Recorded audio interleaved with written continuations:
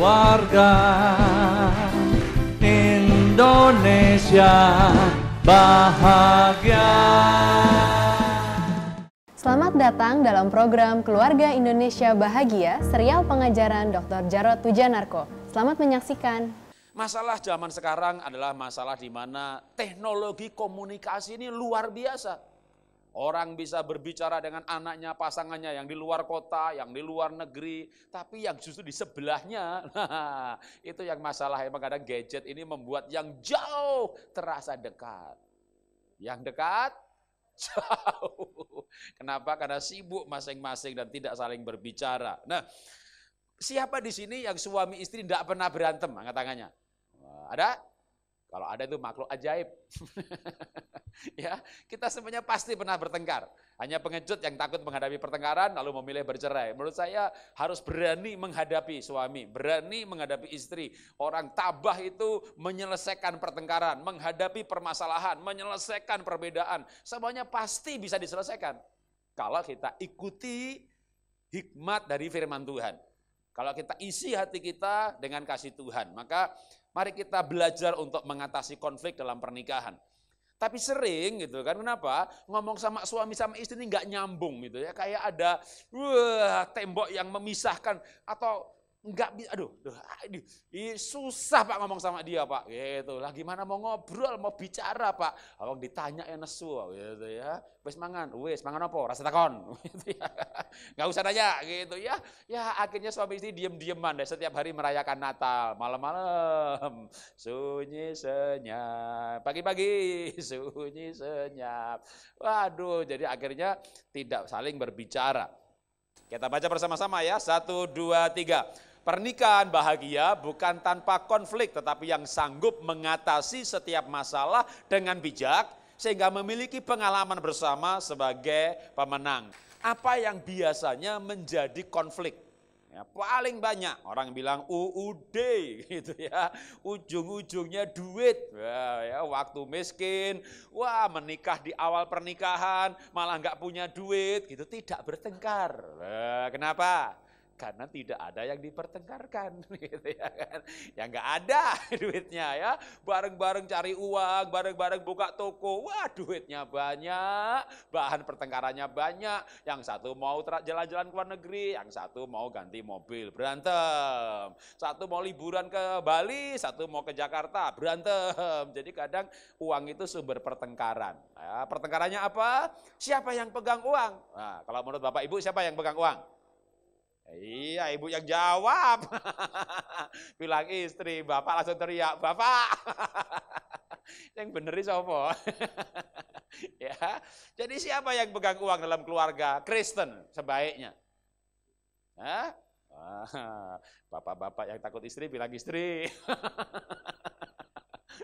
Bukan takut Pak Jarod, sayang. Oh, boleh ya, boleh. Jadi sebenarnya Alkitab tidak mengatur soal siapa yang pegang uang. Kalau orang Yahudi, bapak yang pegang, karena dia patrial. Orang Minang, nah, ibu yang pegang, bapaknya malah anak laki nggak dapat warisan. Tapi ada ayat soal uang, walaupun perikopnya sebenarnya soal nasar, dalam Bilangan pasal 30. Tetapi apabila suaminya itu pada waktu mendengar istrinya maksudnya, melarang dia, maka ia telah membatalkan nasar yang menjadi hutang istrinya dan janji yang diucapkan begitu saja yang mengikat istrinya dan Tuhan akan mengampuni istrinya. Alkitab itu ada hukum soal nasar. Nasar itu janji sama Tuhan. Itu nggak bisa batal. Tapi ketika janjinya soal uang, Tuhan itu rela tidak jadi terima persembahan daripada suami istri berantem, karena Tuhan tuh menghargai, mencintai, pernikahan tuh penting sekali. Jadi jangan sampai istri nyumbang, suami marah, suami nyumbang, istri marah. Kalau waktu janjinya itu, janji imannya itu, komitmennya itu nggak ngomong dulu. Padahal nasar itu nggak bisa batal. Tapi khusus soal uang bisa dan Tuhan tidak akan marah. Ya, karena apa? Karena Tuhan mencintai pernikahan. Jadi dari ayat selanjutnya juga yang diutamakan apa? Mungkin saya baca ayat 13-nya. Setiap nasar dan setiap janji sumpah perempuan atau istri untuk merendahkan diri dan berpuasa, jadi baik soal mau nyumbang, mau berpuasa, itu bisa berlaku atau tidak oleh suaminya. Jadi esensinya apa dong? Utama dari 3 ayat ini, esensinya sepakat. Ya, jadi memberi itu harus sepakat. Maka yang saya ambil intinya di dalam memegang keuangan, maka yang pentingnya adalah sepakat. Jadi siapa yang pegang uang? Ya disepakati saja. Gitu ya. Misalnya bapaknya kerja, ibunya di rumah. Cukup banyak yang pola ekonomi di mana bapak cari uang, ibu rumah tangga, malah ibunya pegang uang. Itu saya jumpai cukup banyak. Tapi kalau bapaknya kerja, ibunya juga punya toko, nah biasanya pegang masing-masing. Itu nggak apa-apa juga, sepakat aja. Duitnya dipegang masing-masing, tapi punya pengertian, ini uang bersama keluarga. Lalu sepakat aja, misalnya bapaknya bayar apa, waktu saya kerja, istri saya kerja, bahkan istri saya punya gaji 4 kali saya. Waktu itu kami sepakat, ya. Anak mau sekolah, kita sepakat. Kamu pilih mana? Kamu yang milih duluan, dah saya ngalah. Kamu pilih bayar uang pangkal apa SPP? Uang pangkalnya segini, SPP segini, dikaliin SD 6 tahun, kaliin 12 bulan, jumlahnya sama gitu ya. Misalnya sama-sama 20 juta, itu SPP selama 6 tahun sama uang pangkal. Kalau ibu pilih uang pangkal apa pilih SPP? Nah, sama, istri saya pilih SPP, kenapa? Bayarnya bisa berkali-kali, ya kan? Kalau uang pangkal kan jeblek di muka, gitu ya. Sepakat, sepakat, sepakat. Aku uang pangkal, oke, kamu SPP, oke, sepakat. Setelah sepakat, saya ke sekolahan. Uang pangkal tak tawar. Sepakat dulu baru nawar. Keluarin kartu pendeta, diskon. 75%. Gunanya sepakat itu apa gitu ya, supaya tidak berantem ya kan. Nawar dulu ganti berantem, sepakat dulu baru nawar gitu ya. Jadi gunanya sepakat itu untuk menghindari pertengkaran. Misalnya bapaknya beli beras, ibunya beli lauk, nggak apa-apa. Bapaknya listrik, ibunya telepon, terserah aja. Atau memang disatukan, itu idealnya. Tapi kalau ibunya dagang, bapaknya dagang, kayaknya susah disatukan. Satunya punya usaha, mau kulaan barang, masuk, nah supaya praktis udah dikelola masing-masing, tidak salah, nggak apa-apa, tapi sepakat, untungnya itu punya keluarga, dipakai bersama, pegang duitnya, tapi kalau mau beli yang tidak rutin, ibu mau beli cabai, ya nggak usah WA suami, Pak 1 on apa 2 on, ya karepmu, ya kan. Yang sudah rutin itu nggak usah nanya, gitu ya, ngasih uang saku anak, ngasih kolektor, WA suami, Pak 5.000 apa 50.000. Ya sakarepmu gitu ya. Kita sepakat aja, misalnya sepakatnya itu pengeluaran rutin untuk konsumsi sebulan sekian, tapi yang tidak rutin. Ibu bisnis, ibu dagang, punya gaji, jadi direktur, punya usaha. Tapi kalau yang tidak rutin, mau ngasih ibunya, mau ngasih adiknya, mau nyumbang gereja 50 juta, walaupun duit sendiri, tapi bukan sendiri sebenarnya, sudah menikah itu duit bersama. Maka belajarlah untuk sepakat. Tapi gimana Pak bisa sepakat Pak gitu ya? Maka supaya bisa sepakat gampangnya yang paling menjadi tidak sepakat itu apa sih? Kalau memberi keluarga. Ya, jadi saya mau ngasih keluarga saya. Waduh, jangankan sepakat, mau ngasih tahu tidak gitu ya. Enggak ngasih tahu kepada istri. Maka paling gampang supaya suami saya, supaya saya berani memberi kepada ibu saya itu bilang sama istri, saya berani kalau istri saya itu mencintai keluarga saya. Maka cintailah keluarganya, cintai ibunya, cintai adiknya. Kadang orang itu takut. Iya Pak, suami saya itu takut Pak. Gak pernah ngomong sama saya Pak. Dia orangnya diam, gak pernah ngomong. Gitu. Kenapa ya Pak ya? Gitu. Saya nggak berani ngasih nasihat. Kenapa? Waktu ibunya ngomong gitu, suami saya takut. Suami saya itu nggak pernah ngomong sama saya. Gitu. Dalam hati, ya nggak berani lah. Muka ibu mengerikan. Gitu ya. Jadi Bapak Ibu kalau punya pasangan itu pendiam, maaf nih ya Bu, Bapak Ibu coba ngaca. Gitu ya, nanti yang di dalam kaca, wih bener Herodes, itu ya, ya istrinya pendiam deh, gitu ya, atau ibunya ngaca, bener deh Isabel, gitu ya kan, bapaknya takut, gitu. Jadi kadang suami itu takut bicara sama istri, kenapa? Karena ibunya mengerikan. Waktu cerita dimarahi, maka stop marah.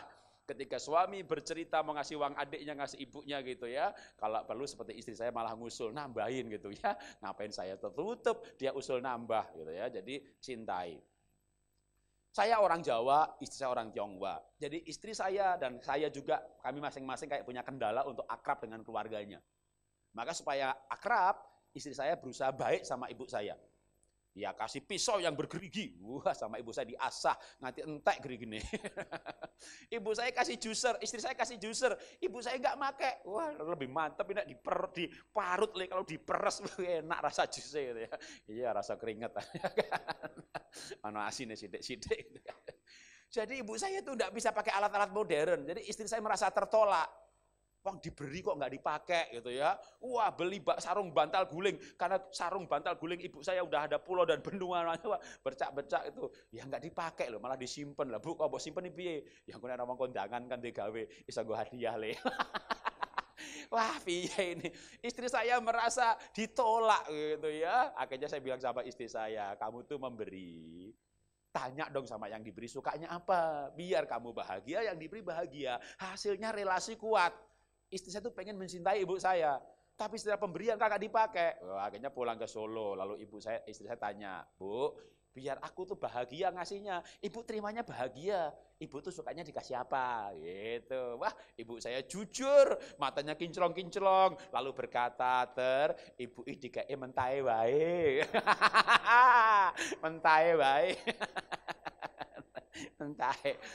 Sudahlah, saya bilang sama istri saya, ya sudah kamu kasih mentahnya aja ya. Kalau pas datang ya banyak, tiap bulan ditransfer. Lah, istri saya memberi kepada ibu saya lebih malah daripada angka yang saya rencanakan. Itu membuat saya berani jujur.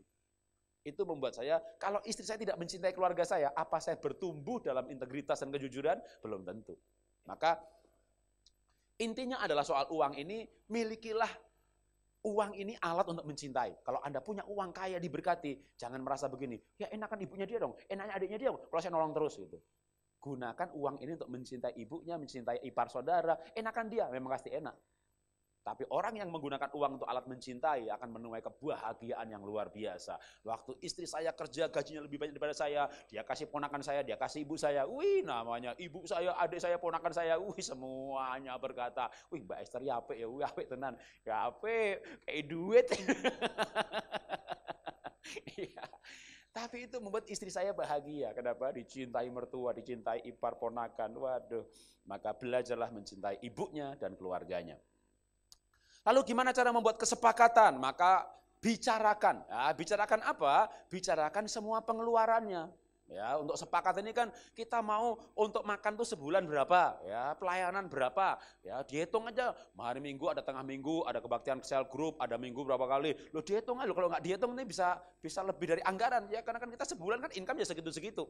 Ya, jadi nggak boleh impulsif. Impulsif itu, wah tiba-tiba pengen ngasih semuanya, habis nggak bisa makan. Paling nggak ada polanya. Kecuali hadirat Tuhan luar sungguh-sungguh, Tuhan berbicara dengan kuat, lalu tabungan yang ada, deposito yang ada, serahkan Tuhan. Perlu konfirmasi pasangan. Gitu ya. Tapi di luar itu maka di semua biaya dihitung. Nah, kalau mulai membicarakan pengeluaran, tak lihat muka istri pasti jelek, ya kan? Maka bicarakan juga yang namanya pemasukan, gitu ya. Waduh, diceritakan semuanya. Sepakat, susah. Kadang berantem membicarakan pemasukan pengeluaran. Tapi kalau nggak berantem, nanti dampaknya lebih besar lagi berantemnya.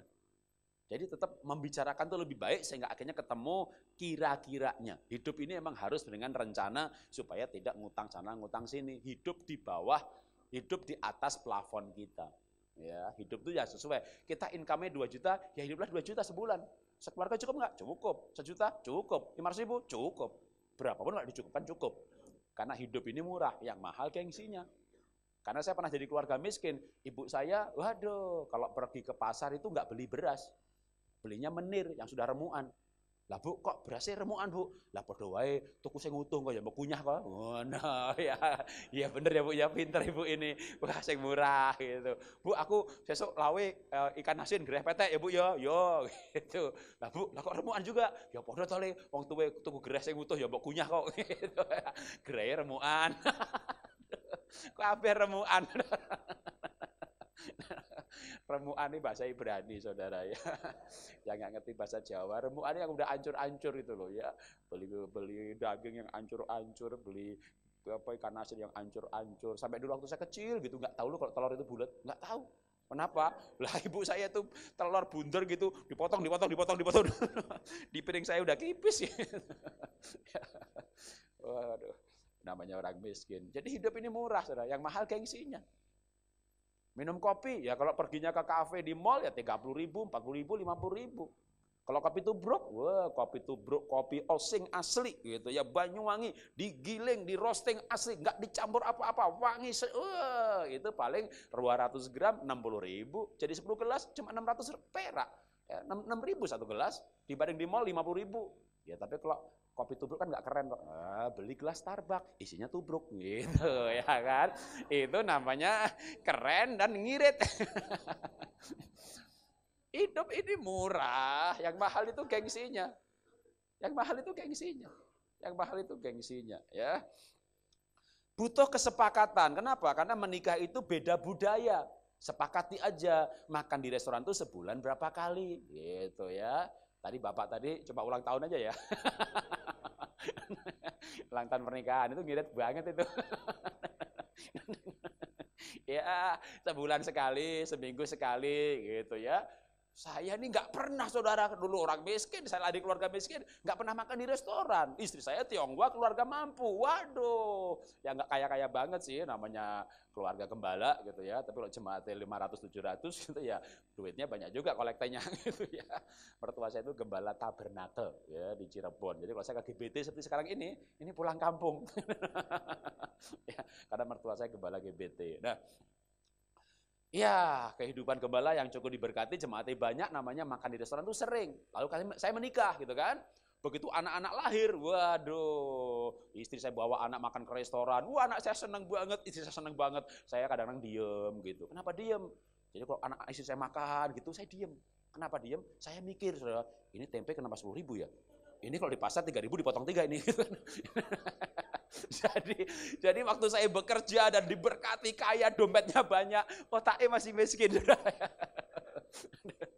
Nah, mari kita baca bersama-sama. 1, 2, 3. Cinta mula-mula yang tulus akan memampukan pasangan membuat kesepakatan di dalam pengelolaan keuangan dan menjadikan uang sebagai sumber kebahagiaan. Apa sih yang menjadi sumber konflik yang lain gitu ya? Biasanya orang sumber konflik karena menjumpai perbedaan yang banyak sekali dengan suaminya, dengan istrinya, dengan pasangannya.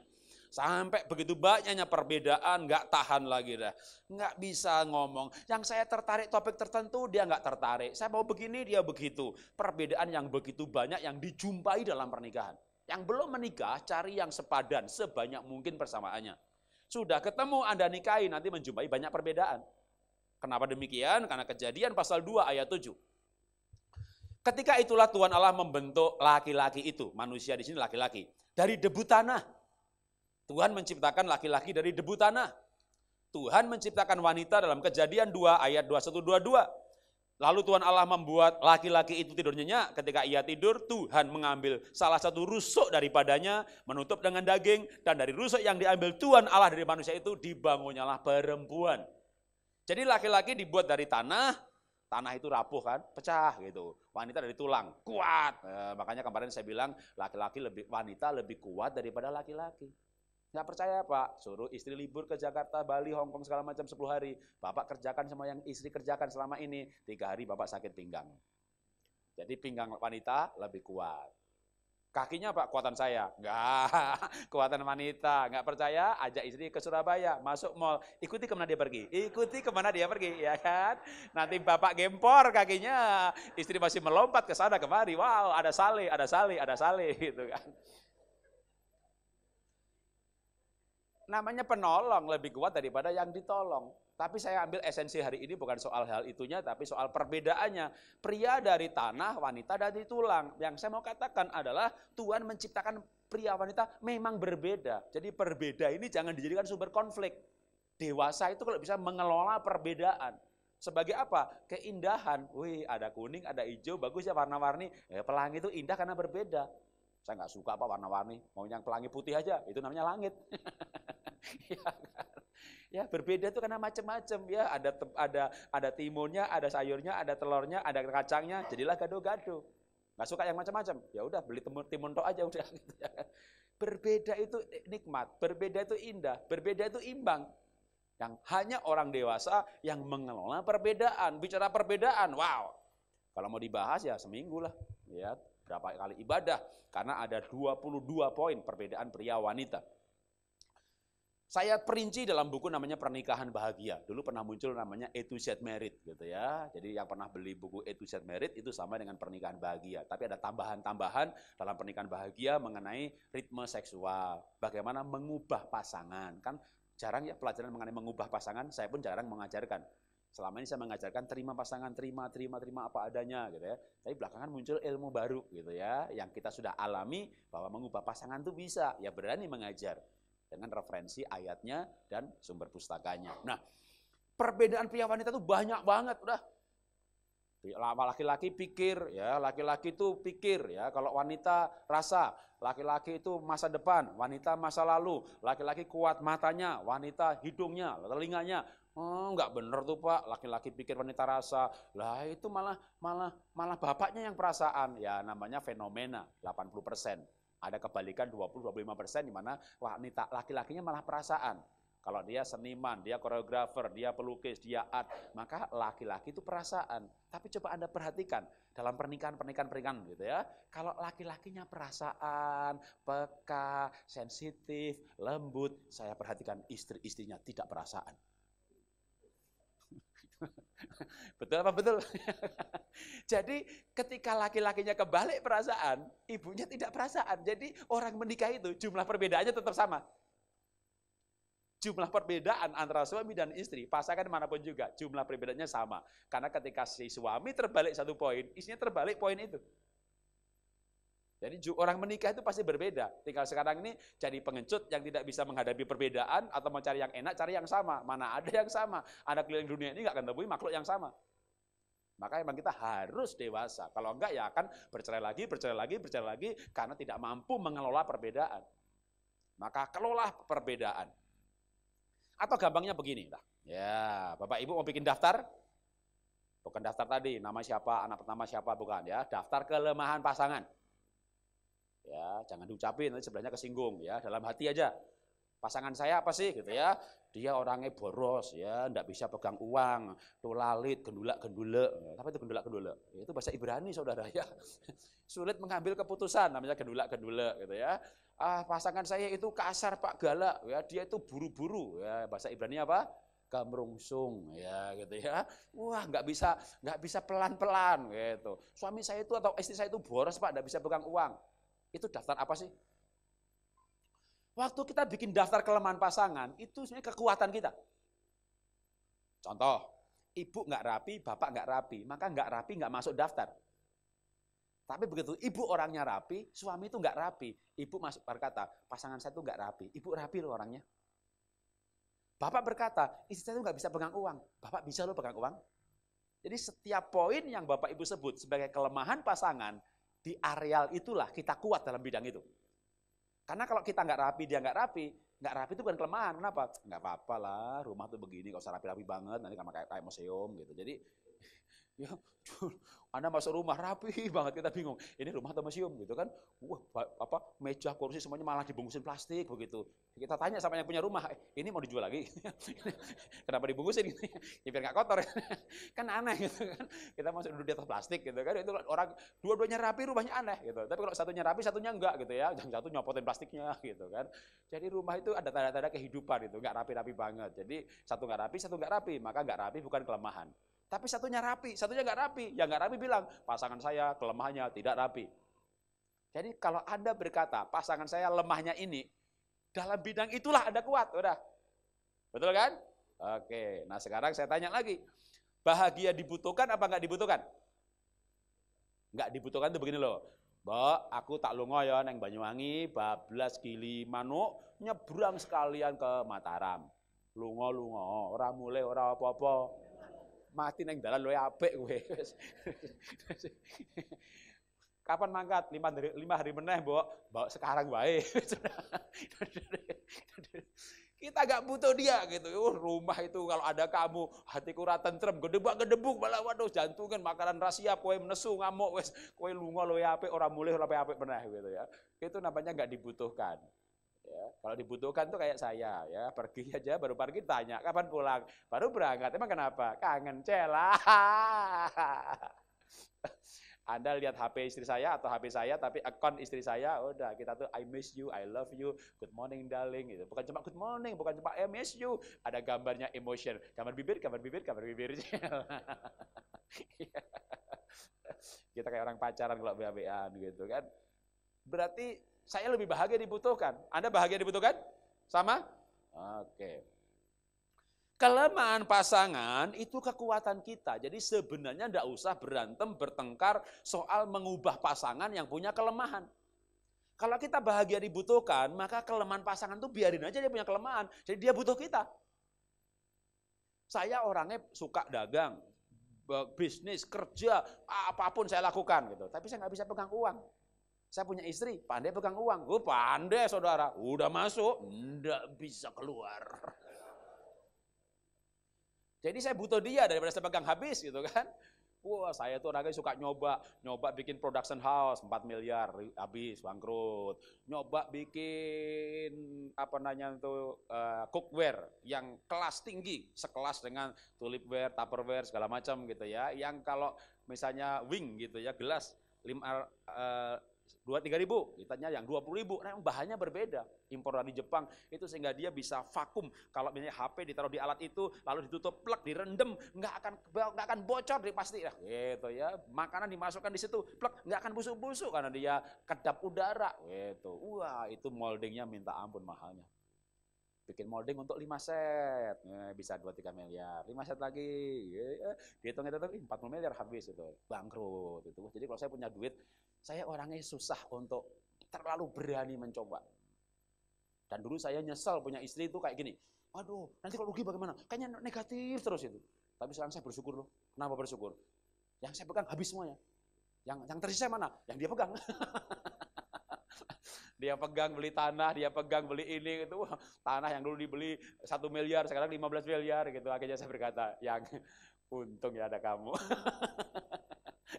Yang gue pegang habis, yang kamu pegang nggak habis-habis, yang nggak habis-habis, emang dia nggak investasiin gitu, nggak didagangin gitu ya, dipegangin gitu ya. Ada yang dibeliin tanah, dibeliin ruko, bikin sekolah, beli ruko untuk bikin sekolah gitu. Rukonya berkembang di Kemang. Wah, harganya sekarang udah berapa puluh miliar gitu. Jadi yang saya pegang tuh habis. Dengan semua pengalaman sekarang hati-hati saya. Ya. Kenapa hati-hati? Wis entek. Sekarang bukan soal nggak berani lagi, nggak ada yang untuk investasi baru. Jadi saya dan istri berbeda, tapi saya mencapai kesadaran bahwa saya butuh dia. Ketika saya butuhkan, dia bahagia. Karena memang orang Tuhan itu ciptakan perbedaan untuk saling membutuhkan. Karena kelemahan saya, kekuatan dia. Kelemahan dia, kekuatan saya. Jadi kalau mau menjadi sama, nggak pernah selesai, berantem terus. Biarkan aja pasangan dengan kelemahannya. Pak, suami saya itu lupa pegang paspor, ketinggalan, boarding, jatuh nggak tahu di mana, KTP nyelip di mana. Waduh, udah biarin, jangan diajarin. Kalau ibu ajarin dia rapi, nanti kemana-mana pergi sendiri. Kalau dia nggak rapi, nanti ibu diajarin jalan-jalan ke luar negeri, ya kan? Maka kamu ikut ya, kenapa? Aku nggak bisa hidup tanpa kamu. Cielah.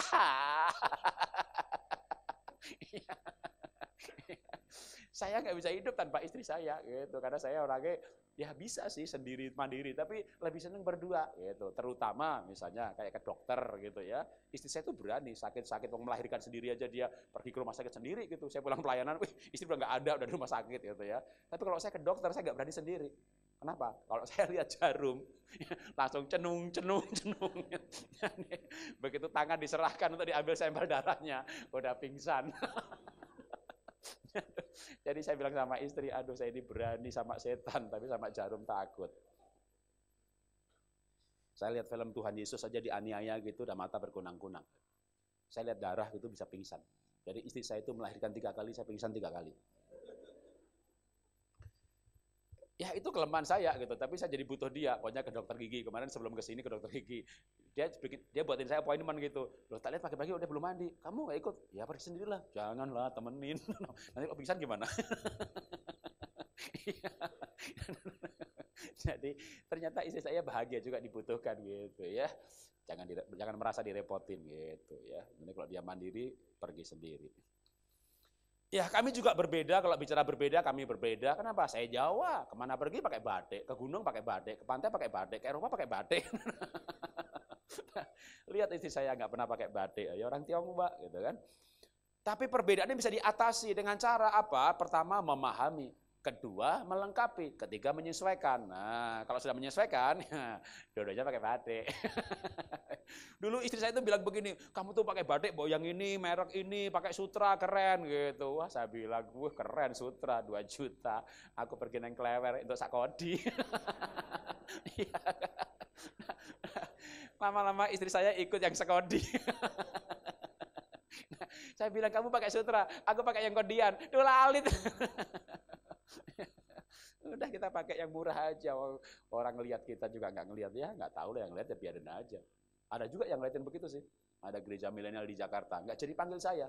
Karena saya di googling, lalu lihat foto-foto saya gitu, ya bajunya nggak keren, nggak pakai jam, bajunya nggak bermerek. Ada loh gereja yang nilai-nilainya itu saya nggak tahu nilai-nilai dari mana. Kayak dunia masuk dalam gereja menurut saya. Memanggil hamba Tuhan dengan ukuran tuh bajunya apa. Kalau turun di pesawat, pesawat yang mana? Oh Garuda, jemputnya pakai Apart. Oh Lion, jemputnya pakai Avanza. Jadi orang tuh dinilai dari naik apa. Memang dalam komunitas pembicara, saya ikut coach Impossible di Metro TV, sesama pembicara tuh memang kayak dikasih tips gitu. Ya, kalau diundang orang, minta Garuda. Gitu. Nanti naikkan lagi yang bisnis kelas. Ya, pakai baju harus begini. Itu memang diajarkan di antara para pembicara. Tapi itu kan pembicara sekuler. Tapi gereja pun sudah mengalami nilai-nilai yang sama. Orang tuh dinilai dari bajunya, penampilannya, mobilnya, kendaraannya. Kenapa nggak di googling, dia bangun sekolah di Berlaman berapa banyak? Dia mengelola panti asuhan berapa banyak? Dia punya anak asuh berapa banyak? Dia berbuat baik berapa banyak? Tidak menjadi perhatian gereja untuk menilai seseorang. Nah, itu bicara nilai. Oke, balik ke soal pernikahan, konflik. Supaya nggak ada konflik, maka menyesuaikan. Termasuk menyesuaikan nilai-nilai. Jadi ketika awal-awalnya kan istrinya juga punya perhatian yang cukup concern pada penampilan, pakaian, segala macam. Lalu saya mulai berbicara soal nilai. Kita tuh hamba Tuhan, kita konsentrasi aja pada nilai hidup. Biar kehamba Tuhanan kita itu karena apa yang kita lakukan, berguna bagi sesama. Karena ngobrol terus, lama-lama saling menyesuaikan. Gitu ya. Istri saya sekarang nyaman gitu ya, nggak pakai jam, pakai baju simpel, sederhana. Make up-nya kalau pas-pas lagi ada acara penting aja, kalau enggak ya biasa aja begitu. Jadi hidup simpel itu lebih nikmat loh. Yang pasti lebih ngirit. Betul apa betul? Ya kan? Oke, mari kita baca quote-nya bersama-sama. 1, 2, 3. Tuhanlah yang menciptakan perbedaan pria dan wanita supaya saling membutuhkan, melengkapi, seimbang, dan bahagia. Oke, mari kita lanjutkan lagi. Mengapa terjadi konflik? Gitu. Waduh, kalau dalam bahasa Ibrani ya konflik mendaseatos gitu ya kan. Itu bahasa Ibrani ya, bahasa Indonesianya keras kepala ya. Ya pasti konflik gitu ya, atau nggak ada komunikasi, masing-masing berasumsi, ngeyel, ngotot. Waduh. Kenapa terjadi konflik? Karena nggak dewasa, selalu saling menyalahkan. Maka supaya tidak ada konflik, belajarlah untuk yang namanya Efesus pasal 4 ayat 32. Tetapi hendaklah kamu ramah seorang terhadap yang lain, penuh kasih mesra dan saling mengampuni. Sebagaimana Allah di dalam Kristus telah mengampuni kamu. Belajarlah untuk ramah. Ketika suasana ramah dibiasakan, tiba-tiba komunikasi menjadi mudah. Tapi kalau suasananya gitu ya, nggak ramah. Atau yang paling esensi bukan ramah sebenarnya, cintanya gitu ya. Waktu pacaran dulu kenapa komunikasi mudah? Karena ada cinta. Jadi orang pacaran itu bahasa Jawa bisa, bahasa Indonesia bisa, enggak pakai bahasa. Ketika calon mertua di ruang keluarga, maka pacarnya kasih kedip-kedip aja bahasa isyarat ke pacarnya ngerti yang dimaksud. Pak, Bu, aku arep lunga ya neng pantai. Lah kalau sapa? Iki diantar teman, dikedip-kedipin, langsung pamit orang tuanya, ngerti yang dimaksud. Coba sudah menikah, kedip-kedip, matamu kenapa? Jadi kalau pasti ada cinta, komunikasi mudah, sudah menikah, diterangin nggak ngerti-ngerti, makin diterangin makin berantem. Apa yang hilang? Cintanya. Kembalikan cintanya.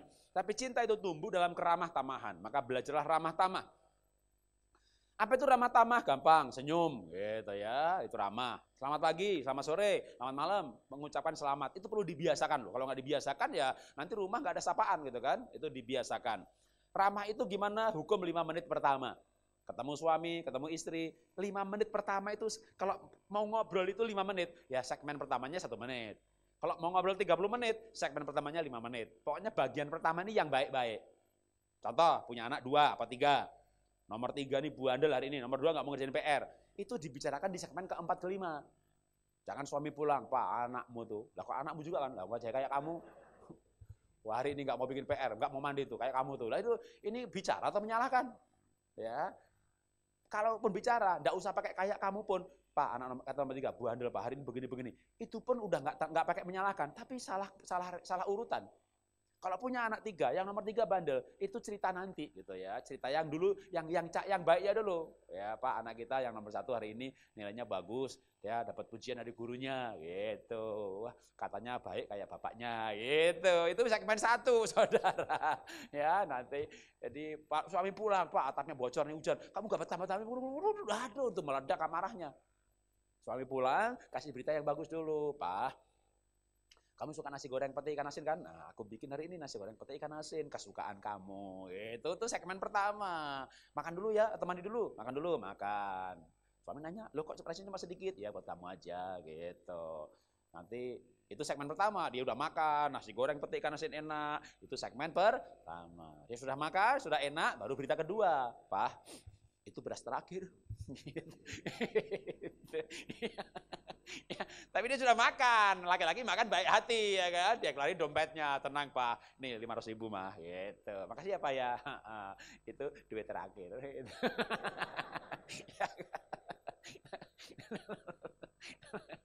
Tapi kalau suami pulang langsung, Pak kamu tuh kerja yang bener, sudah habis, gimana nih begitu, udah mau habis, baru mau habis, belum habis itu, wah yang kayak begitu segmen kedua, gitu ya. Segmen pertama itu berita bagusnya dulu, masak sukanya dia udah makan, baru. Itu namanya hukum komunikasi. Yang baik-baik berita dari pertama, gitu. Urutannya aja, gitu ya. Belajarlah 3 kata ajaib yang namanya kasih, terima kasih, maaf, dan tolong. Oke. Sudah banyak sering diajarkan oleh yang lain, kita baca quote-nya saja. 1, 2, 3. Semua konflik pasti bisa diselesaikan asal dibicarakan dengan ramah, tulus dan murni dengan kedewasaan. Mengapa terjadi konflik? Karena pasangannya tidak dewasa, seperti orang asing, berantem melulu. Kenapa itu terjadi? Masing-masing hidup dalam kedagingan duniawi. Bisa-bisa terjadi konflik karena memang masih terikat ya dengan penyembahan berhala yang menyebabkan hubungan suami istri yang menyimpang. Roma 1, 18-32. Jadi orang itu kalau belum lahir baru, apalagi penyembahan berhala, maka kehidupan suami istrinya bisa perilaku yang menyimpang. Ya, berbagai macam kebejatan seksual yang ditulis dalam kitab Roma. Bisa juga dia bukan menyembah berhala sebenarnya, orang baik-baik saja, bahkan mungkin ke gereja, tapi nggak lahir baru sungguh-sungguh. Maka yang muncul adalah kedagingan yang lebih kuat daripada rohnya. Bisa juga bahkan sudah lahir baru, ya, tapi dia tidak bertumbuh di dalam buah-buah roh. Kalau saya ringkes dalam sebuah gambar, maka manusia itu bisa digambar ada kepalanya, ada kupingnya, ada kakinya, atau saya gambar dengan bulatan saja. Terdalam itu roh, R kecil. Yang kalau Paulus berkata, kalau aku berbahasa roh, maka rohkulah yang berdoa. Jadi bahasa roh itu bahasa roh kita R kecil. Bahasa roh itu bukan bahasa Roh Kudus. Ya, kalau Alkitab menulis, kalau orang berbahasa roh, aku berbahasa roh, kata Paulus, maka rohku lah yang berdoa. Nah, rohku itu R kecil. Nah, Anda simak Alkitab lebih teliti, nanti kan nggak ada ayatnya, kalau aku berbahasa roh, maka Roh Kudus yang berdoa. Nggak ada ayatnya. Jadi bahasa roh itu bahasa dari roh kita. Kalau roh kita belum ada Roh Kudusnya, itu namanya glosolali, ya, yang bisa-bisa adalah sebuah repetisi, sebuah kata tanpa arti. Di mana suku-suku di pedalaman pun nyembah setan dengan glosolali. Tapi kalau roh saudara sudah ada Roh Kudusnya, maka ucapan saudara itu inspirasi dari Roh Kudus, yang merupakan bahasa penyembahan. Maka kalau ada orang yang anti bahasa roh, sebenarnya ada benernya, karena dia takut yang muncul setan. Kalau dia belum lahir baru. Tapi saudara lahir baru, Anda nggak perlu takut berbahasa roh. Karena walaupun roh saudara, di dalam roh saudara ada Roh Kudus. Ya, karena apa? Karena firman Tuhan berkata, kalau orang percaya Tuhan Yesus, maka dia dimeteraikan dengan Roh Kudus. Di mana meterainya? Roma berkata, roh itu bersama roh kita. Jadi dalam Roh Kudus ada roh kita. Bahkan Roh Kudus dan roh kita ini menjadi ciptaan baru. Yang lama berlalu. Yang baru apa? Hidung kita kan enggak. Waktu lahir baru, roh kita baru. Maka Yehezkiel berkata, kalau kita bertobat, kita dikasih roh yang baru. Dan roh saudara ini, roh yang ada Roh Kudusnya. Kalau suami istri berantem, punya perilaku tidak benar, maka sebenarnya kuncinya itu bagaimana memperbaiki roh itu. Ya, saya tuh masalah apa saja, parenting, pernikahan segala macam, akarnya, solusinya tetap tahap 1 itu lahir baru. Dah. Karena disitulah sebenarnya awal kehidupan yang baru. Maka kita perlu mengajak pasangan supaya dia terima Tuhan Yesus sebagai Tuhan dan Juru Selamat pribadi, karena demikian rohnya baru. Roh ini dibungkus sama jiwa, sudah lahir baru Pak, tapi perilaku nggak jelas. Nah, karena jiwanya itu apa? Pikiran, perasaan, kehendak. Maka pikirannya harus dikasih pikiran Kristus, namanya firman. Perasaannya kasih Kristus, maka ayatnya apa? Dalam hidupmu bersama, taruh pikiran dan perasaan Kristus. Dengan cara banyak belajar firman, merasakan kasih Tuhan. Roh dibungkus jiwa, baru jiwa dibungkus tubuh. Maka Tuhan Yesus berkata, dari hati timbul pikiran, lalu pembunuhan, perjinahan. Hati itu yang dikatakan Tuhan Yesus itu adalah hati nurani atau roh. Dari hati nurani, mindset, paradigma, lalu behavior, perilaku. Itu menjadi hukum psikologi yang dasarnya firman Tuhan sebenarnya. Tuhan Yesus ajarkan. Maka memperbaiki perilaku bukan dengan membuat peraturan. Dengan menyentuh hati yang terdalam, yaitu roh kita. Ya. Cara praktisnya adalah ajak pasangan, ajak anak, ajak anggota keluarga. Efesus 1:13, sebab di dalam Dia kamu juga karena firman, karena kamu telah mendengar firman kebenaran, yaitu Injil keselamatanmu, di dalam Dia kamu juga ketika kamu percaya dimeteraikan dengan roh yang dijanjikannya itu. Jadi memperbaiki perilaku pasangan, perilaku anak, kuncinya adalah bahwa setiap pribadi di dalam keluarga kita, supaya ada pemulihan relasi, maka relasi dengan Tuhan terlebih dahulu. Karena dengan dia lahir baru dan pemulihan pribadi dengan Tuhan, maka Roh Kudus yang di dalam roh kita itulah yang akan membawa kita sebuah dorongan untuk bertumbuh ke arah Kristus. Seperti Roma 8:28. Bahkan kalau kita lahir baru, maka Roma 8:28 itu berkata kita akan mengalami atau diizinkan segala sesuatu terjadi. Tujuannya apa? Tujuannya Roma 8:29. Supaya kita menjadi serupa dengan Tuhan Yesus ketika dia jadi manusia. Suami lahir baru, maka dalam rohnya ada kerinduan untuk bertumbuh ke arah Tuhan Yesus. Istri lahir baru, dia punya kerinduan bertumbuh ke arah Tuhan Yesus. Apa yang terjadi ketika dua orang pribadi sama-sama mau berubah? Makin lama makin bahagia.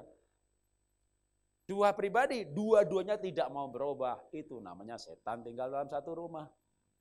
Ya, setan sama setan, anaknya tuyul. Lah, kalau suami bergerak ke arah Tuhan Yesus, istri bergerak ke arah Tuhan Yesus.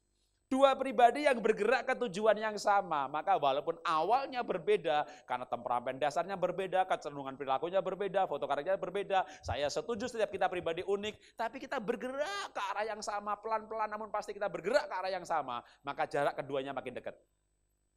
Maka orang yang bahagia dalam pernikahannya, makin lama makin mirip.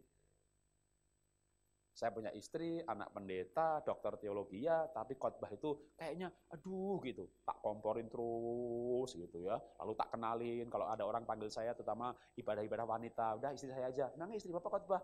Lah, saya belum lahir baru dia jadi khotbah minggu gitu ya. Dia anak pendeta, oh gitu ya, iya, coba aja gitu. Bagus Pak, ya nggak tahu, coba aja. Nah, saya bilang bagus, ntar enggak kecewa gitu ya, dicoba. Waduh, begitu udah dengar khotbah istri saya, panitianya, ketua BBBI-nya hubung WA saya, Pak, khotbahnya kayak Pak Jarot, Pak, lucu kayak Pak Jarot, Pak, ngakak kayak Pak Jarot. Iyalah istri gue. Jadi setelah menikah 29 tahun, saya juga menikah 29 tahun, awalnya dulu kami bedanya banyak banget, makin lama makin banyak miripnya. Istri saya itu dulu orangnya nggak lucu, jadi kalau saya ngelucu itu dia bertanya, nggak lucu, nggak lucu, nggak lucu. Sekarang lucu dia. Nah, kalau Anda nggak percaya, kalau pas ada seminar yang kayak kemarin begitu, dia mau ikut pergi gitu, ini kalau ngomong kayak gini, kayak saya gini, karena dia ngomong gitu, bisa berubah luar biasa loh. Jadi kita tuh makin berubah gitu ya, makin mirip gitu, ketawanya mirip, ngakaknya mirip, prioritas keuangannya mirip. Tapi dulunya, aduh, saya juga ngalami yang namanya, aduh, apa salah menikah gitu. Dulu saya kan berdoa minta tanda ya. Wah, saya minta tanda ini, jangan-jangan kebetulan. Saya pernah bergumul begitu. Sudah berdoa, waktu cari pacar tuh berdoa minta tanda.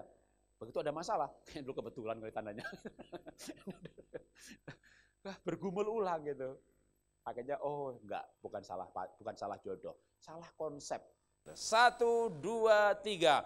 Ketika pasangan masing-masing berubah ke arah Kristus, maka pasangan akan makin serupa, mirip, sehati dan sepikir, serta makin bahagia. Saudara, apabila setelah melihat tayangan ini mau konseling, silakan menghubungi Sahabat 24 melalui SMS, nomor telepon, atau email yang tertera di bawah ini.